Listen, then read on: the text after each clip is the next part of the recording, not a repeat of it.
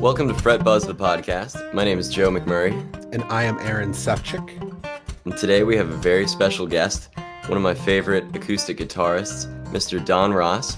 He's the two-time winner of the International Fingerstyle Guitar Competition, and he's written a lot of incredible music, and he's calling in from northeastern Canada. Welcome, Don. Howdy doody. How's it going?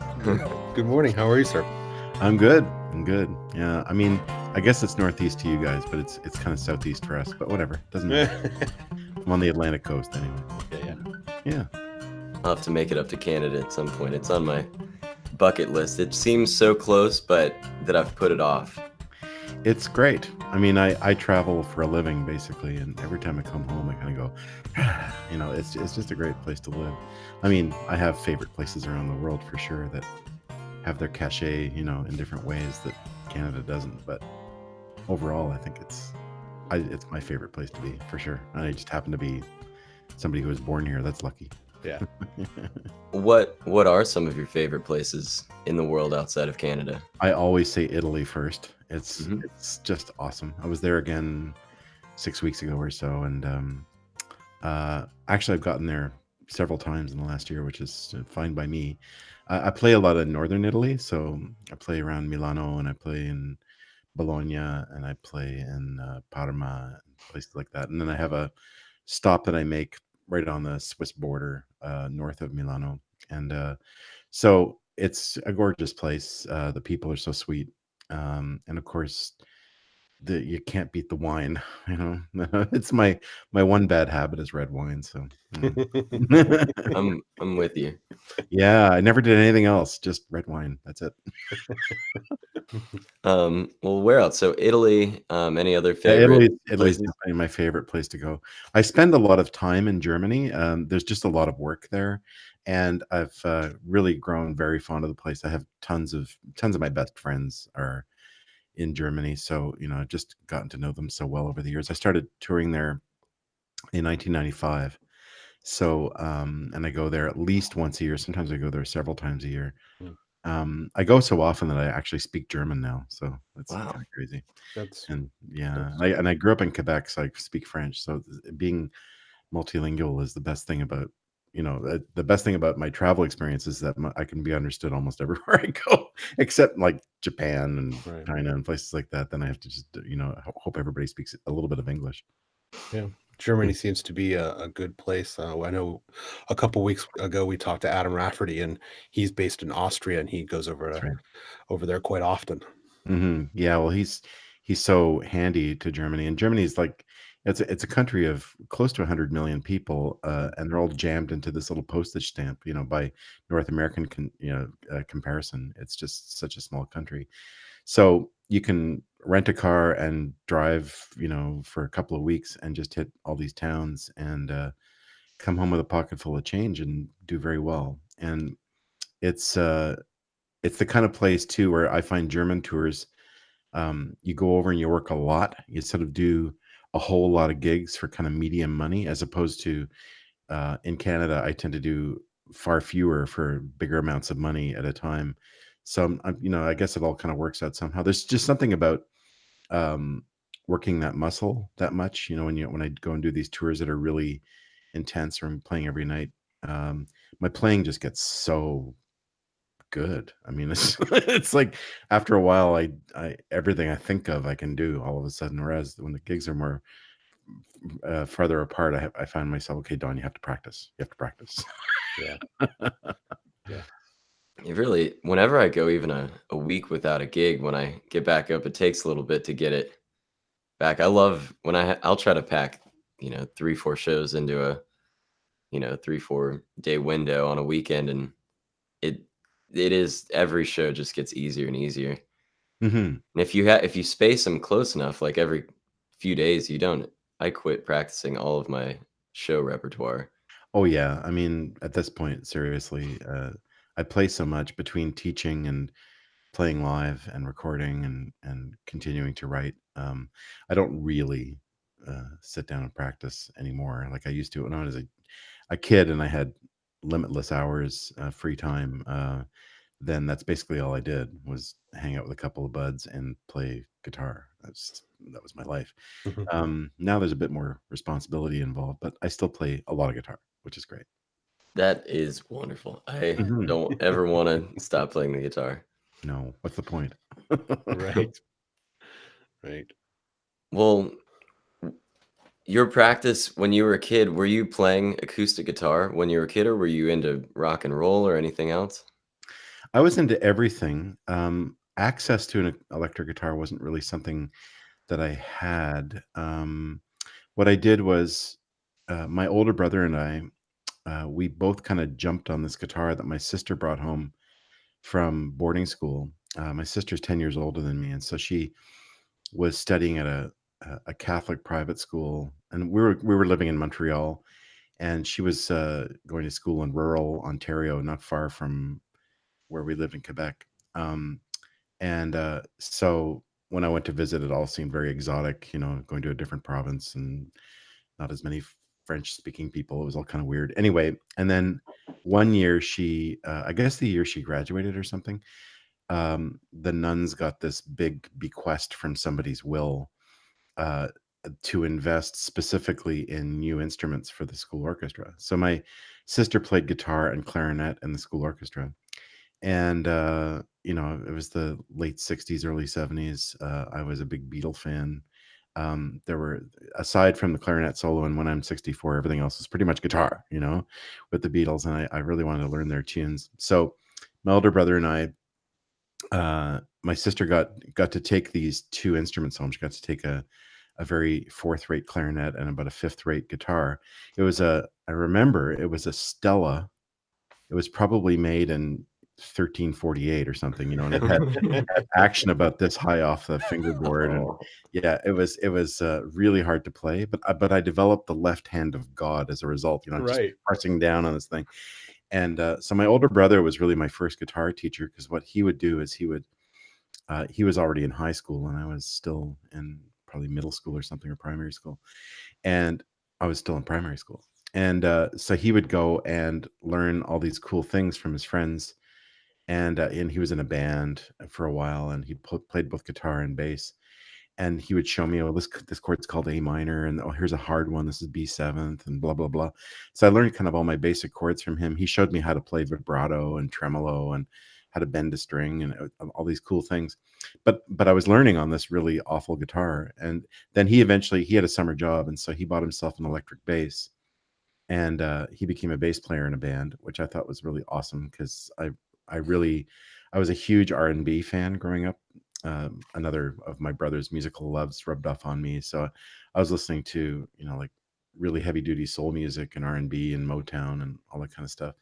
And for me, it was all about the bass lines, and those, I was turned into a huge Bootsy Collins fan, and Jamerson. Jamerson and all those dudes, the guy from Sly. Well, oh, I can't remember his name now. Larry. All right, anyway, great bass player in Sly and the Larry Family. Graham? Larry Graham, thank you. Yeah, yeah. So the very first thing I ever learned on the guitar, I taught well, other than the lessons my brother gave me. He came home one day with the single for "Thank You for Letting Me Be Myself Again" by Sly and the Family Stone. And of course, it's the best 2-bar song in history, right? So I put this thing on and I heard that boom, boom, dun, dun, dun, dun, dun, dun, dun, dun, diddle-ding. And of course, part of it was a bass line, part of it was just this little guitar punctuation chord thing. And but I remember sitting there for hours with the single, listening to that riff over and over again. And I eventually figured out how to play it. I figured out how to play like a ninth chord, and on the guitar, which, I mean, I didn't even know what it was. I just knew that those are the notes. So I was starting to pick things up by ear really early.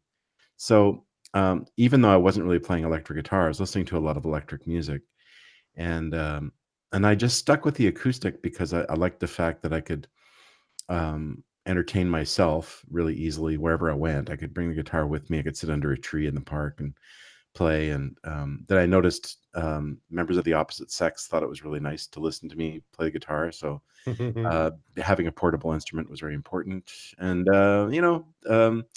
eventually I did play electric guitar in a few bands. I wouldn't say I ever became a great lead guitar player, but I would play lead guitar in a lot of these bands. But because I was because I got so I gravitated so strongly at such a young age towards playing fingerstyle. I didn't know it was called fingerstyle, but I was just playing with my thumb and fingers instead of with a flat pick from such a young age. I never really focused on single note soloing and learning all the blues riffs and stuff like that. I was more into just trying to play as many notes as possible on the instrument at once, kind of thing. Wow. Wow. So many things. You connected a lot of dots there. Yeah. I've been studying James Jamerson recently just because I have a fascination. I just love that like early Motown music, like early Stevie Wonder, early Marvin Gaye before he got so I don't know, 80s sounding. But a lot of your tunes like Dracula and Friends and like A Million Brazilian Civilians, they are based around the bass line with just that same guitar punctuation that you were just talking about. Yeah. I found increasingly, especially in the last 20 years or so, a lot of my tunes would grow very organically out of a bass riff. And so I'd come up with a really cool underlying pattern for the bass line. And then I'd very often, starting with, especially with this piece called Lucy Watusi, which I wrote in the late 80s, I guess, I started experimenting with the idea of kind of a walking funk bass line kind of thing. And then in the spaces between the notes, I would work in what were essentially like horn shots on the trebles of the guitar. And so there was kind of a question and answer going on between the bass and horns bass in my mind, and so that became a question and answer between the basses and trebles on the guitar. And that's still, like you say, Dracula and Friends is another example. Both versions of that song are both written with that in mind. Again, a bass line with call and response thing going on. It's wonderful. I think that I recently got a book on James Jamerson, and then had all these transcriptions of his bass lines, and then I realized that was a little difficult because I'm not a bass player, and so I got like the bass method books, and I've been working my way through them, and I think it is because of your songs. I started listening to you fairly late in the game, but I don't know if it's been a year now or somebody brought you to my attention, and I was like, I think I told you in an email, I pulled up Klimbim was the first song that came up, Right. and I think I was listening, my jaw kind of dropped. And I was just like, I couldn't believe that was coming out of one instrument. I mean, I believed it, but I listened to it like 5 times on repeat and then went and got my wife. It's like, "You've got to hear this." And and then and I've been listening to your music and learning it ever since. Well, And thanks. yeah, thank you. Well, that's a cool tune in that there were a whole lot of parameters I kind of set for myself when I wrote it. First of all, I was trying to come up with a tuning that allowed me to expand the range of the instrument.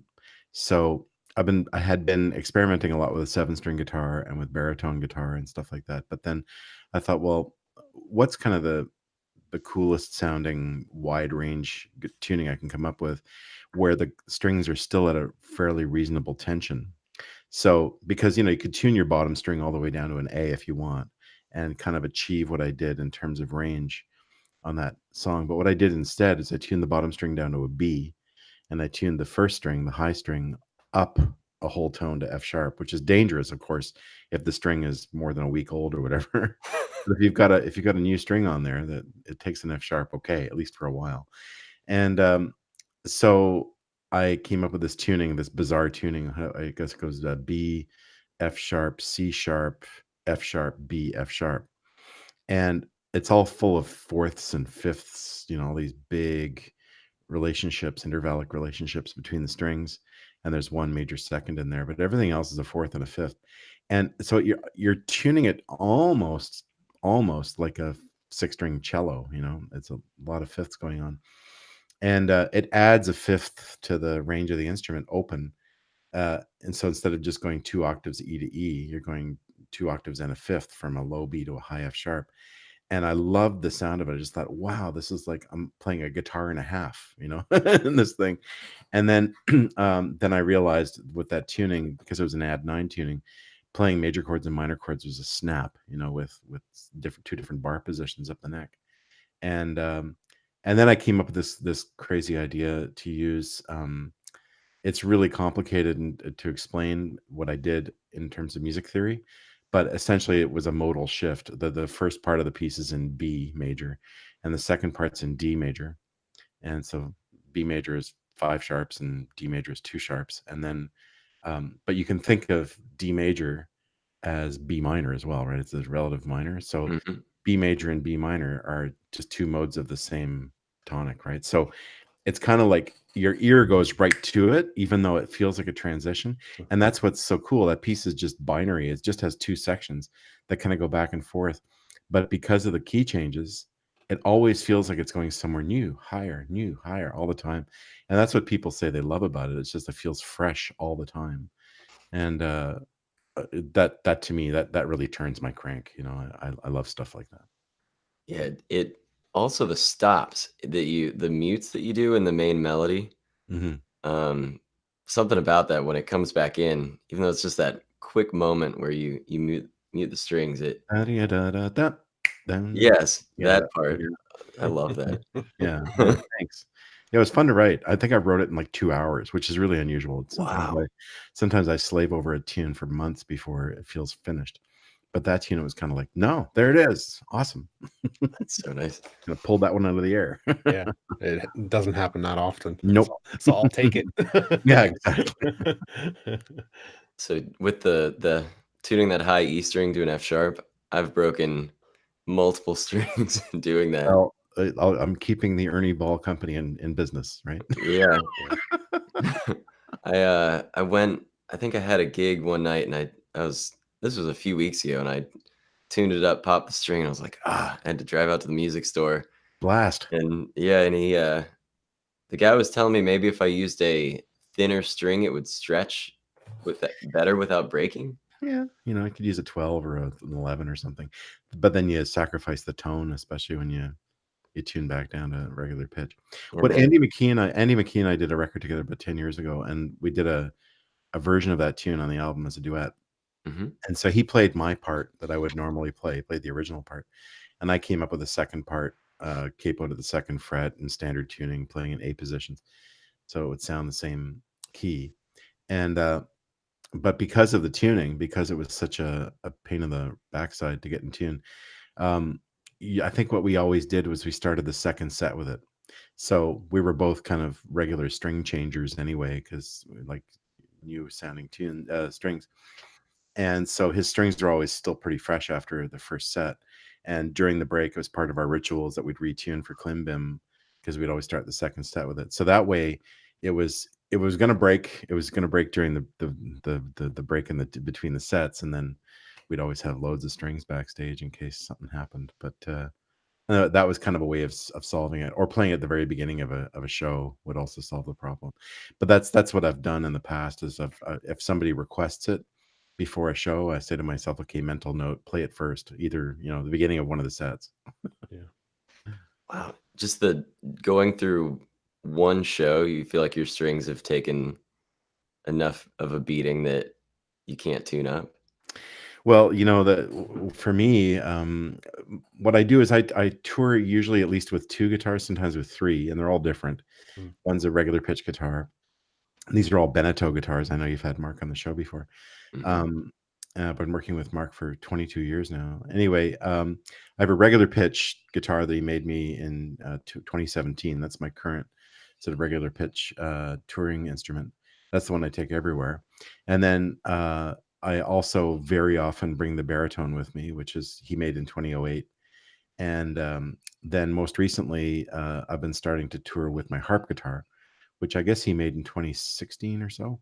Mm. But I didn't start touring with it until about 2 years ago because I had to get my chops back. I learned how to play the harp guitar when I was a kid, and then never actually officially owned one. I borrowed one from a friend of mine who ran a guitar store in Toronto when I was living in Toronto. And I saw Michael Hedges play back in the 80s, and I thought, wait a second, Drago has one of those in his window at the guitar store. And I thought, wouldn't it be cool to learn some of those Michael Hedges tunes? So I went over And I said, "Hey, Drago, does anybody play that harp guitar that's in the window?" And he says, "No, it's just window dressing. It's just to get people in the door." I said, "Could I rent it?" And he said, "Yeah, go ahead, borrow it, Don. It's fine." He trusted me. So I rented it for 3.5 years, and I eventually gave it back. But then I didn't have one in my hands even from that point until about 25 years later. I was in India on tour, and I met a harp guitar builder who I just found out has just passed away. But he made the Dyer harp guitar. He made copies of it. So I borrowed his for a few hours, and my chops were still there. And I thought, okay, I got to get Mark to make me one. And he deigned to make me one. It was kind of amazing. So I bring the 3 instruments, and so I have to have so many strings with me. It's insane. So I always pack about 15 sets of strings before I go on tour. And the baritone and the harp, I don't have to restring as often. The baritone, maybe I'll restring every second or third gig. The regular pitch, it's sometimes every show. It depends on how hot and humid it was the night before, if the strings are totally toast. But it's at least every second gig, just so that I don't run into huge problems with breaking strings. Also, the bottom strings, because I tune down to C and B quite often, if they're not pretty fresh, they tend to just sound like boom, boom, boom. They don't sound like much. Right. Yeah, understandable. They Yeah. kind of deaden, get that duller sound, and you kind of want it to cut through. Yeah, and I'm a big fan of like fresh uncoated strings. I like that sound. I mean, some people hate new strings, and I get it. I understand why. They don't like the sound of them. Whatever. But and some people like the coated strings, which I could never get used to. It just didn't turn my crank. And I just like that sound of that crispy new string sound. So I'm happy to. I don't mind changing my strings. So it's not a big pain. It's kind of a relaxing thing to do. I like to do it while I'm watching TV or Yeah, I throw on a podcast. listening to music. Yeah. Milk like yours. Yeah. Yeah. Yeah, I've become an avid podcaster. It's, I mean, as a listener, I should start my own podcast, but I You haven't. should. I know I should, That'd be great. but I haven't done that yet. I will. yeah. It's on the checklist. Yeah. We can give you some helpful tips and hints. Some how-tos. Yeah. Yeah. You mentioned Mark Beneteau. I did. I can't remember the episode number. I'm terrible at that, but it was a while ago. And for all of our listeners out there, if you haven't heard of Mark Beneteau, he's a guitar builder out of Canada, and he builds some incredible acoustic guitars. He sure does. Yeah, I had the opportunity to play one of them before the episode to prepare myself to understand what I was, so that I knew what I was talking about when I spoke with Mark. Was that one of Dustin's guitars? Yes. Yeah, awesome. Yeah, it was a baritone, or so not a baritone, a jumbo. Yeah. With I think walnut back and sides, and I've still got my Taylor sitting here. To this day, I've never quite recovered. That's the thing, like once you play, like I just had this interesting conversation on Facebook yesterday and today. It wasn't an argument. It was an interesting discussion that was going on. There's a guitarist named Richard Smith who lives in Nashville. And he just sort of posted, he said, "I'm convinced you don't have to pay more than $400 for an electric bass 4-string guitar." And I took his point, and I understand. My studio bass was a $400 made in Mexico Fender Jazz fretless guitar, and it sounds great. It records beautifully. There's nothing wrong with it. I don't know if I would take it on tour. I don't know if it's built for it, but it's a great studio instrument. But I made the point that I got to play bass on my wife's album that she made for this German label, and they had a Zahn bass sitting there, and the guy who makes guitars for Michael Manring. And I was kind of lusting over it, saying, "Boy, that'd be nice to play." And sure enough, Brooks says, "Oh, maybe you could play some bass on this tune." I was like, "Yeah." So I picked up this instrument. It was a fretless Zahn, and it had really nice electronics, but also it had this sort of bonus pickup in it. It was like a transducer, and I swear it sounded like a really easy to control upright bass through that thing. So I used this sort of combo of the more acoustic sound and the electric sound on her album. That along with a Fazioli grand piano that I also got to play. I mean, there's just Oh, these instruments are astoundingly great sounding. And I sort of made the point. I said, well, the Zon bass retails for $4,000. Is it worth it? Yeah, it is. You know, because that it was handmade by somebody in his own studio somewhere. He put every little bit of that together. He probably made $5 an hour to do it, even at $4,000. And the thing is a work of art that sounds incredible. And I mean, with Mark's guitars, Mark has always tried to keep his price as low as he possibly can and still make a living because he wants real players to play them. He wants, you know, actual full-time musicians to play them. And most of us don't have a lot of money. Mhm. So, whereas I understand the lure for a lot of instrument builders to say, well, I'm going to focus on the dentists and the doctors and the lawyers who do music on weekends part-time with their buddies over a beer. And they want the Brazilian rosewood and they want all the inlay and they want all the bling and all these sort of value added things that turn it into a $25,000 guitar. And that's a way to make a more middle class living as a luthier. I get it totally. But Mark has somehow bridged the gap between building instruments that are both incredibly well made and also relatively affordable compared to a whole lot of other custom luthiers out there. I mean, I think he just raised his price to like $7,000 or 7,500, which, with considering what you get, is a bargain. It really is, because you can pay 3 or 4,000. And again, I'm not slagging anybody, but $3,000 or $4,000 for a Taylor that is perfectly fine. It's a perfectly usable, functional, okay sounding factory instrument made with good materials, and there's nothing wrong with it except that it doesn't sound like a Beneteau. mhm. And there you go. That's kind of it. I mean, I'm spoiled rotten now. I mean, my harp guitar that he made for me, I got invited to the harp guitar gathering. There is such a thing. I always call it the Star Wars convention for harp guitarists. But uh, I got invited to the one near New York City a couple of years ago, and this fellow named Greg Miner or Glenn Miner, I always get his first name wrong. Anyway, he's like the world authority on the harp guitar, and he heard Mark's. He says, "Tell Mark I've seen them all, I've heard them all, I've played them all, and he's made the best one." You know, so I mean, the guy makes incredible instruments, and they're really not that expensive. You know, that's what blows my mind about them. Yeah, I felt like when I Mm. played it, my Taylor, first of all, seemed very dull, but the responsiveness of the Beneteau, when I really dug in, it had this incredible growl to it, and it just seemed like you could play lightly, and the sound was just still. You had so much volume control. You had so much. It was a clear, beautiful acoustic sound. Really, Yeah, yeah, there's a dynamic element to the instrument. It's really hard to describe until you actually play it. And a lot of people will say, well, that's smoke and mirrors. That's, you know, Don's getting paid by Mark to say that or something. No, it's my honest opinion. I wouldn't play Mark's guitars if I didn't like them. Right. And you know, because the guitars I played before were Loudon guitars mhm. made in Ireland, and they're fantastic instruments. They're lovely for like a factory instrument. They're top drawer. Um, and I played a Loudon for the first 20 years of my career, all the time.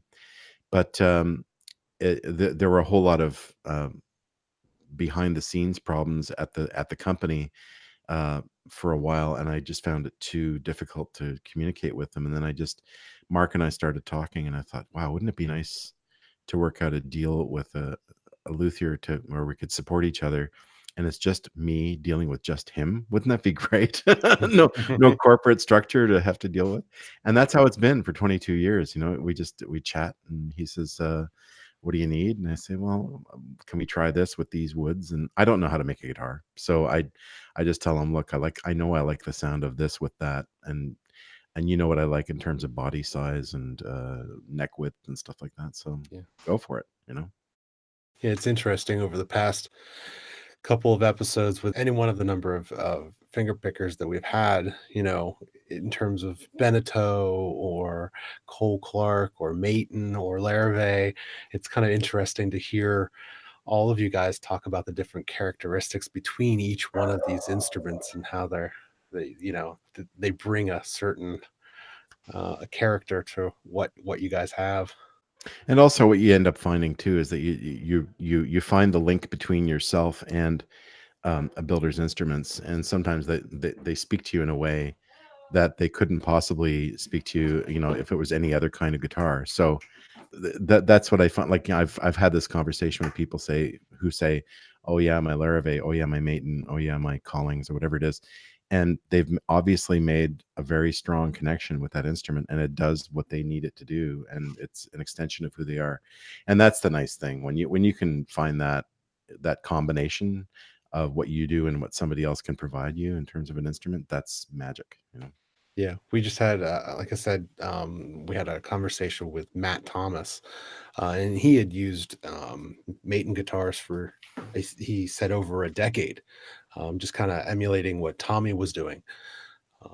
And then just kind of got to a point where he was kind of looking for his own sound and kind of looking for something that was going on in his head and trying to recreate that with different mics within the cavity of the guitar, especially with a harp guitar, because it extends up further. So getting all those resonances and making sure that it comes true, because what he was talking about, within the bedroom or within a studio environment, you kind of get this this closeness with the guitar. It sounds different. You feel a little bit more one with it, versus going out on a stage and the PA and the room, because it's so large, you kind of lose a lot of that intimacy. So it's kind of interesting how he was talking about the different combinations of mics and how to change the sound of how acoustic guitar has changed really over the past couple of decades. Oh yeah, it's night and day. I mean, when I started touring, all pickups sounded equally horrifically bad, So it was kind of amazing. We all just got used to accepting, well, that's what an acoustic guitar sounds like plugged in. Yeah. And very often people were just settling for something that was loud. They figured, well, loud is good. And I still see it happening to a certain extent where I'm surprised, for example, and again, I hope people don't get insulted by this, but I'm surprised when I see people like rely on a magnetic pickup in their guitar and kind of nothing else. I taught at a guitar gathering 2 or 3 years ago, and one by one people were going up at the open stage and playing, and I couldn't believe how many of them were using, I mean, good magnetic pickups, but still kind of relying on that sound, and they all sounded the same. And I thought, they all sound the same, and none of them sounds like an acoustic guitar. They all sound like cheap electrics kind of thing. I mean, that kind of pickup in league with other sources, yeah, absolutely makes all kinds of sense, because you can boost bottom end with it, you can drive effects with it, all that kind of stuff. But relying on it, especially that horrible sound of a magnetic pickup on a B string, it's just it's that sound. Like, what is that? Why do people think that's okay? So that sound to me is kind of like the 2010s version of the bad sort of Takamine pickup sound that everybody was using in the 80s and 90s. Thank goodness, like in the last 15, 20 years, companies like K&K and stuff like that have come along and just like revolutionized what you can get plugged in off the stage. So you, with the magnetic pickups, are you referring to the undersaddle piezo? No, the ones in the sound hole. Like, okay. like I use a sound hole magnetic pickup in my baritone guitar only as one of the sources. I have 3 sources in there. So 2 of them are the K&K. So K&K makes a thing called the Quantum Trinity, and so it's a combination of a piezo transducer trio of pickups that are on the bridge plate, not under the saddle, but they're on the bridge plate, so they sound much more acoustic than you would normally get from a transducer. And then a condenser mic in the sound hole, and pointed very carefully between the second and third strings. And that combination alone sounds amazing through their preamp, their proprietary preamp and stuff. The little tiny one? No, I use the big one, the Quantum Blender. I Okay. mean, it's still not that big. People complain about the size, but it's oops, crash. It's Mhm. only, yay big. It's like, I don't know, 8 inches long and 4 inches wide or something. It's just a small thing. I lug 3 of those around with me on the road, and I don't Mhm. mind. But anyway, uh, so that through the Quantum Blender just sounds terrific. And then, much more acoustic sounding than anything I've ever heard. Then in the baritone, I have an old, I think it's called an M1. It's a LR Baggs magnetic pickup, and it was the one that was sort of touted as having a bit of a microphonic kind of quality to it, and it's true. It's actually a pretty nice sound that you get out of that thing just on its own, because it sort of has this microphone built into it somehow. I don't know how they do it. Anyway, but what I do with the magnetic is I run it through my mixer with all the EQ, all the high end EQ rolled right off, so that I don't. And I've also sunk the pole pieces under the plain strings so that you don't get that wah B string sound, because the B string is the first string on a baritone. And then so I just use it really to boost the bottom end, and I get this kind of larger than life bottom end hum that's not honky. It's just this lovely sound. It's a very present, like Paul McCartney's bass. It's kind of there. And then, um, and then I use the K&K blended signal to make the very acoustic sound that I want. And then I end up with this lovely, huge sound out of the baritone. I find on my regular pitch guitar, I don't really need magnetic. I know a lot of people like using them because they use them as their effect driver, and I get it. So I actually just ordered the K&K Trinity. Um, I should he should get it into the shop today or tomorrow, and Oh, lucky you. That's great. I've had just the undersaddle piezo pickups that came on this Taylor, and Yeah. I played a show, I think last weekend, and I was on stage, and it was just miserable. I couldn't get I was Yeah. quacky, and I was like, I practiced all week. I mean, Sounding. I've been practicing this stuff, thousands of hours, and I can't get it to sound good on stage, and Yeah, it's just welcome to the 80s. I was just yeah. gonna say, welcome to the 80s. That's hilarious. That's hilarious. Yeah, but I'm excited. I've been researching all week on this stuff and rereading my notes from past guests, and I called Dustin Furlow, that one of our past guests, and Yeah, I'd ordered the Trinity, so I'm good, good. Yeah, really it's looking it's forward. what all the pros use now. Like Andy uses it, I use it, Jimmy Wallstein uses it, Brooke Miller uses it, Callum Graham, everybody. Mhm. And we all use it not because it's cool. We use it because we've heard the other ones. And then you hear this and you go, well, why don't I want that? And Yeah, especially if you're playing all the time. I mean, a lot of people balk at the price. Yeah, I mean, $100 under the saddle pickup is cheaper than a $700 system that has a proprietary preamp and all that kind of stuff. Absolutely. But it's like anything else. You get what you pay for. Usually, I mean, it's not a smoke and mirrors thing. It's a quality thing. It really sounds like more than 7 times better than $100 yeah. pickup. And if you're gonna spend hundreds of hours working on something, like, hundreds of dollars to make it sound as good as it sounds in your bedroom is worth it to me. Well, also, there's a logic to it as well. I always tell people, spend a little less on your guitar and more on gear, because a lot of people who save and save and save and save and save, and they buy the ultimate guitar that they've always wanted. Okay, that's nice, but are you going to play live? Yes, yes, I'm going to play live.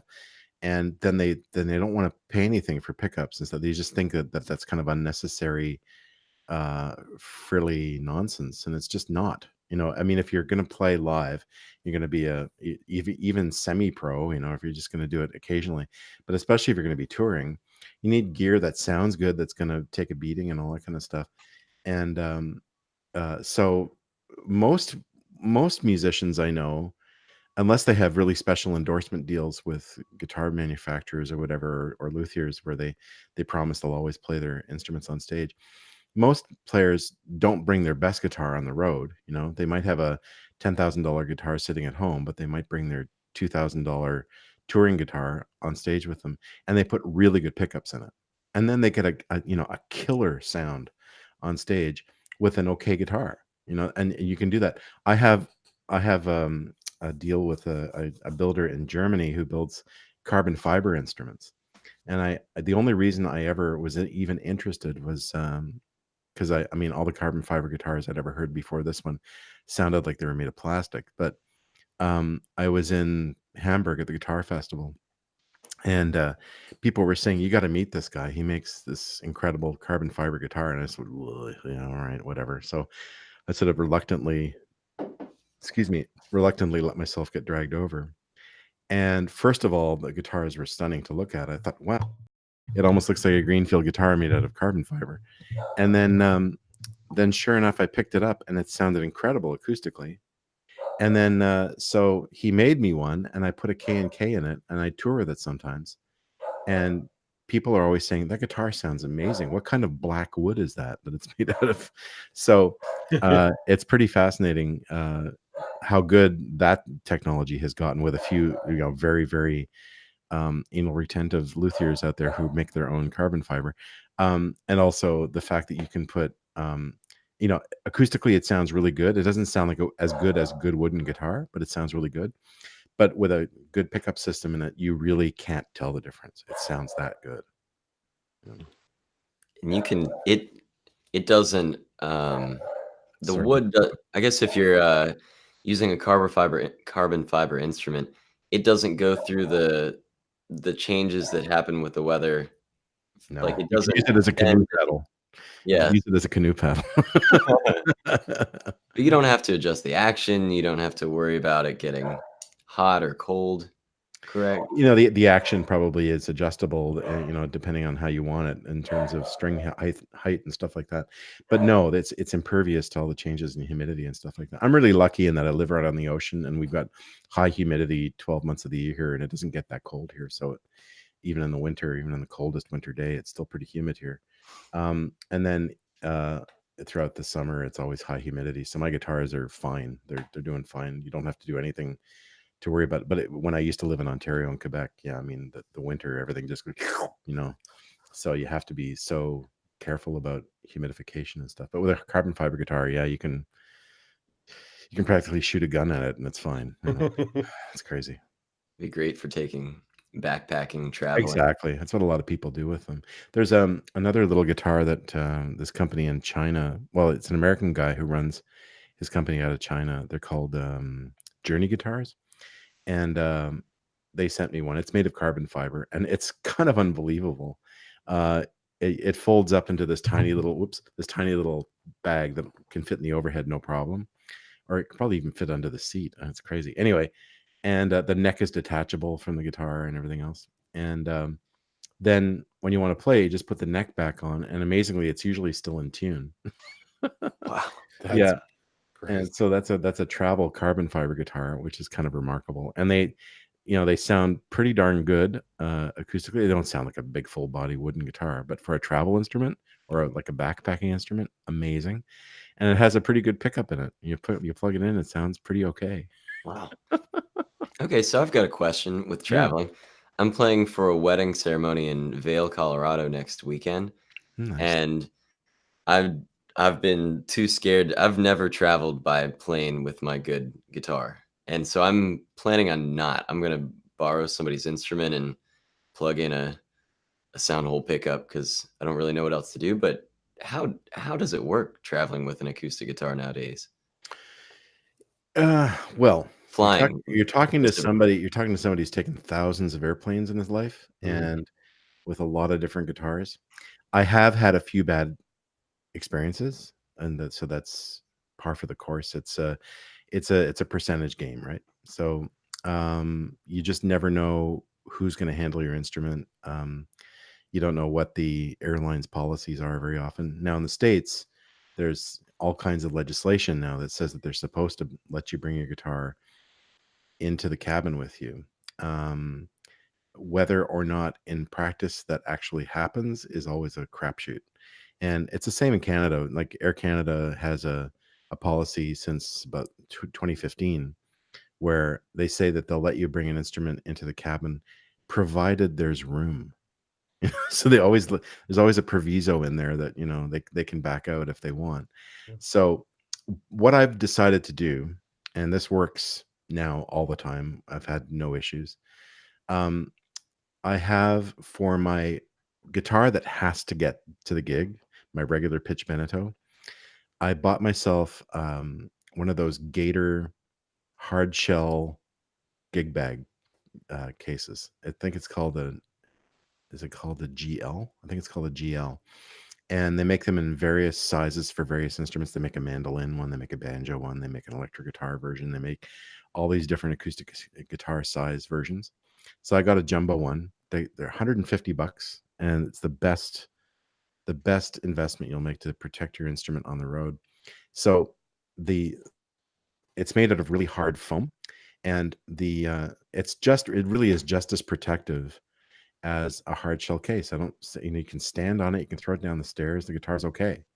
So and it weighs next to nothing. So sometimes when they see me coming onto an airplane, especially if I get an upgrade to business class or something, they'll very often say, "Oh yes, Mr. Ross, we'll put that in the closet for you." But it also fits in the overhead in most airplanes. But the only one I've found it doesn't fit into is the 767. But kind of everything else it works. And as long as it's like an Airbus or one of the larger Boeing planes or something. If it's a little regional jet, then you're toast. You can't get it on there. It's just not going to happen. So then what I do, and this is the important part, is that guitar, even if it's the only guitar I'm traveling with, I always get it gate checked. So a lot of people don't know that that's an option. So what gate checking involves is you go to check in at you talk to a human being. You don't just go to the machine, and you say, "Hi, I want to gate check my guitar." And so what they do is they put a special tag on it that has your routing on it, if you're going to connect or if you're whatever your final destination is. And then within North America, anyway, this is always the case. They say, "Okay, fine, great. Take that to the gate when you go to your plane." So you go to gate 26 or whatever, and you explain to them this is gate checked, and they say, "Great, leave it at the end of the jetway." And then what happens is you walk down to the plane, you put it down there with all the strollers and other stuff that people have left there, and then a human being comes and takes it by hand and puts it in a special part of the hold. And then when you arrive, you just come out the door of the airplane, you wait at the end of the jetway, the same place you dropped it off, and then a different human being comes up with your guitar in his or her hand and says, "Here you go, have a good day." And then I always check it anyway to make sure that they didn't decide to use it for target practice. But I've never had a problem doing that at all. And then my other two guitars, I put in really good cases, and I check them in, and I make sure they're well padded. And my harp guitar goes in a big 40-pound keyboard case, but Mark actually custom padded it inside. So the guitar, you take it, just sort of goes, and it can't budge. Whoops, I keep doing that. I talk with my hands. I'm a Quebecer. Sorry. It can't budge. So it's kind of amazing. That is really helpful. Mhm. I'm just terrified because I brought a sitar back from India a few years ago, and the airlines cracked the gourd of it. Yeah, that's the worst, getting your gourd cracked. Oh, it was terrible. I mean, and it Well, was wrapped in like bubble wrap, wrapped in a soft case into a hard case, and had they still fragile smell written all over all it. the way, man. They still hurt it.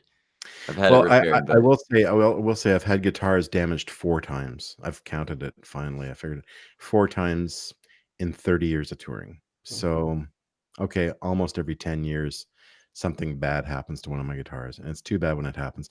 Poor Mark, he says, "Yeah, Don," he says, "I live to do repairs on your guitars." But he had to fix one of my baritones years ago. One of the airlines punched a big hole in the lower bout. I don't know how they did it. And then, of course, the worst thing was in 2016. I think I was coming back from Germany, and I just had one guitar with me in a carbon fiber case, and I normally gate checked it or brought it on the plane with me. And for whatever reason, United Airlines in Munich would not let me carry it on. And I said, "But this is my main." "Oh, no, we don't have room today." And I'm like, "Really?" And they said, "No, it's okay. Just put it in special handling. We'll treat it like a Ming vase or whatever." Well, my Ming vase when I got home was just torn to shreds. It was just, it looked like the case was fine. So my only guess is that they must have dropped the guitar from the top of Mount Everest or something. The top of some big pile of luggage, and it fell on its lower bout. and it doesn't matter what kind of case it's in. Gravity cannot be denied, and so there were 4 big cracks along the grain on the front, and 1 across the grain, like against the grain. Yeah, it really got curse smashed. So I talked to the airline. Air Canada was the ticketing airline. The last little puddle jumper flight I took was to Toronto from Chicago, and I explained to the guy, and he said, yeah, file a claim. But the big thing is, if anything ever happens to your instrument, I figured it out, put it on Twitter. Twitter really works for that. And you tag the airline and the TSA and whoever else. So that's what I did. I tagged United, Air Canada, and the TSA, and the Canadian version of the TSA. And they all got back to me in minutes, literally. And Air Canada, finally, they were getting such a Twitter storm about it. Apparently it got shared 10,000 times within minutes or something, because that kind of thing really bugs people online. Sure enough, they wrote me and they said, get an estimate and we'll pay for the repair. And that was extraordinary, because normally they have a limitation, like $1,500 or something that Mark said, no, it'll cost about $3,000. You're gonna have to rebuild the guitar, basically. Yeah. And they paid it. That's wonderful that they amazing made it right. Yeah, they did. So I mean, I've been a faithful customer to them over the years, but they've screwed up a few times, and they've tried to do something to make it better. So that's good. Yeah. And that is where we're going to end it for this week. Join us as usual next Thursday for part 2 with fingerstyle guitarist Don Ross. Make sure, if you haven't already, to hit that subscribe button. Head on over to YouTube and check out the Fret Buzz the Podcast YouTube channel and subscribe there as well. And that brings us to the end of another episode of Fret Buzz the Podcast. Join us next Thursday for part 2 with fingerstyle guitarist Don Ross on Fret Buzz the Podcast.